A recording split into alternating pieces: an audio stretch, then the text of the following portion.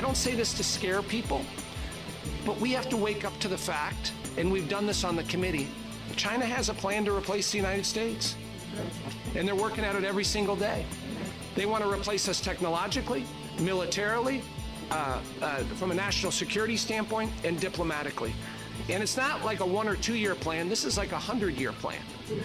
And they don't, the thing about a communist country, elections don't get in the way, right? Democracy doesn't get in the way. Human rights don't get in the way. It's full speed ahead. That's Congressman Le Hood Friday, joining a Michigan congressman, John Molinaire, who is talking about in Green Charter Township in Michigan, Gotion, setting up there.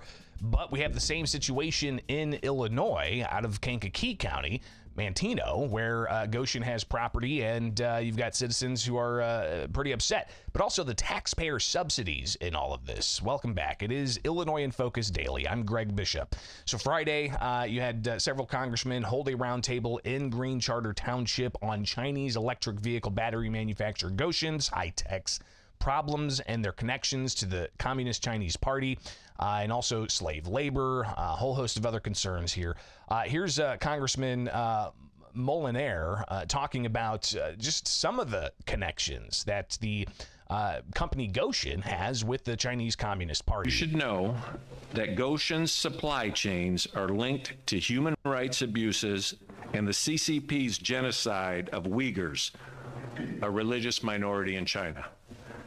The CCP has forced this group into internment camps and subjected them to murder, torture, gang rape, forced sterilizations, and slave labor. In June, my team and I on the Select Committee identified multiple links between Gotion's supply chain and this genocide.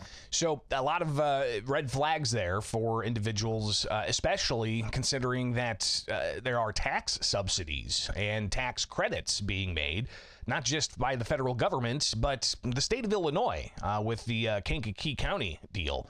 Amanda Piker, she is from the Manteno area and is among other citizens suing Gotion over the deal. She says that there are significant problems they have locally. And she was part of this roundtable in Michigan talking about the Gotion situation there, but also how it translates to Illinois. First and foremost, we all wanted to know how this happened without anyone's knowledge.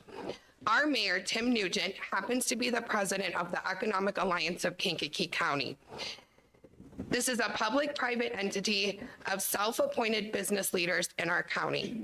Acting as president of the Economic Alliance, our mayor signed a non-disclosure agreement and was prohibited from disclosing details of the Gotion deal to the citizens. In August of 2023, prior to the Gotion announcement, our mayor, acting as president of the Economic Alliance, visited every taxing body in our county, asking for the boards to approve a $2 million tax abatement for 30 years. He presented this deal as Project Unity, which is the title the state of Illinois gave the Gotion deal. In addition to $536 million in Illinois tax credits, Gotion was given a 30-year cap on its property at $2 million. The majority of the citizens had only about 2 days to process what was happening in our community. Based on the inflated sale of the building, which was on the market for $58 million before the deal, and sold to Gotion afterwards for $137 million. We are very concerned about the proximity of Gotion to our town. The plant is less than 1,200 feet from 14 residential homes that are located within a large subdivision, less than a half a mile from a school, another large subdivision, and daycares. So clearly, tons of questions and concerns that Amanda has, and you had Congressman Le Hood delve a bit deeper into the Illinois deal and the serious red flags of the connections between Gotion and the Chinese Communist Party. Here's Congressman Le Hood Friday. In September 2023, Illinois Governor J.B. Pritzker announced that the Chinese-based battery manufacturer decided to move forward with a new operation facility in Manteno, Illinois, a town located in Kankakee, Illinois, nearby my district. In doing so, Governor Pritzker gave Gotion a lucrative taxpayer-subsidized package that would cost Illinoisans more than $500 million. In addition, Gotion is said to be, quote, reviewing and assessing, unquote, how it will use the green energy tax credits President Biden signed into law in 2022 to their benefit, also known as the IRA, which John and I voted against. In our extensive work on the Select Committee on China, we have uncovered disturbing ties between Gotion, the CCP, and forced labor, which raise serious concerns about our national and economic security. In a recent Foreign Agents Registration Act filing, Gotion claimed it was, quote, wholly owned and controlled by, unquote, its parent company, Gotion High Tech, which is based in China. According to their own bylaws, Gotion is required to, quote, to carry out party activities in accordance with the Constitution of the CCP, unquote. In June, our committee uncovered links to forced labor between Gotion and the CCP, including Gotion sources aluminum foil from a subsidy known as Xinjiang Nefarious, a CCP state-owned enterprise known for its prolific use of forced labor, including forced housing of Han men with Uyghur women and families. Gotion sources material from Xinjiang Join World, a company that participated in, quote, poverty alleviation through labor transfer, unquote. These programs are often a disguise for forced labor. A local CCP chapter even awarded Xinjiang Join World employee an award for implementing the CCP's ethnic policies. This activity is unacceptable and raises serious concerns about the intentions of Gotion here in the United States.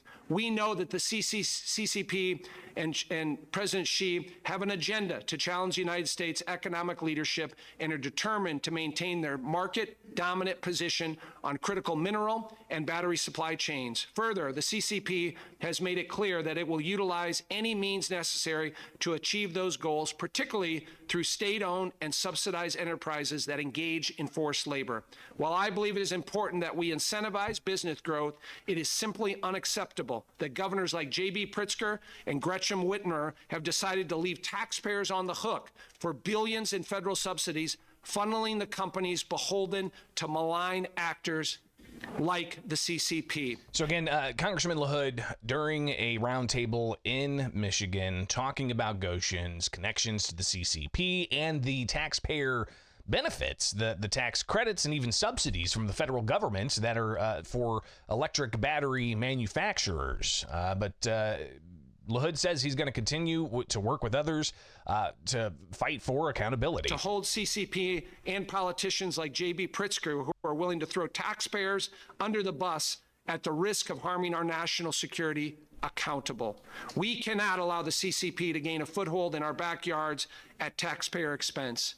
Thank you all for being. So Le Hood, again, talking of the importance of keeping a spotlight on this issue, and that roundtable included individuals from, think tanks, and also the supervisor for Green Charter Township, Jason Cruz. He laid out, again, the Michigan lawsuit against Gotion in all of this, how it's still tied up in federal courts, but what are the next steps? Here's the supervisor of Green Charter Township, Jason Cruz. This time, where we stand in our federal court case is the judge issued a opinion on the case, and also put a temporary injunction on the township. Now, let me be very clear. The court case is a contractual dispute on our development agreement that was signed before we took office with the old board. Okay, it's a contractual dispute. So what we did is we came back to the judge and we asked her to reconsider her opinion and maybe reconsider the fact that she's throwing an injunction. We asked that also with clarification. So how it's played out is that's submitted to the judge. And the judge gives Gotion a few weeks to respond. That date is come and gone. It was July 14th. And we are now waiting to hear from the federal court exactly where we stand on that reconsideration. As far as so a lot more to go with that, but there's also a lawsuit that the people of Matino have filed in this whole conversation. So are we going to see this move forward? Is it going to be held up by lawsuits? Are the tax subsidies and the tax credits going to go through? Something we'll definitely be watching closely here with Illinois in Focus Daily. I'm Greg Bishop. Thank you so much for tuning in each and every weekday morning here. Be sure to like, subscribe, hit that notification bell, and join us each and every weekday morning. Seems like 8 o'clock Central is when is the best time for me to start that. So you can get the live updates as we go here on YouTube, or you can subscribe to the podcast. Just search Illinois in Focus Daily.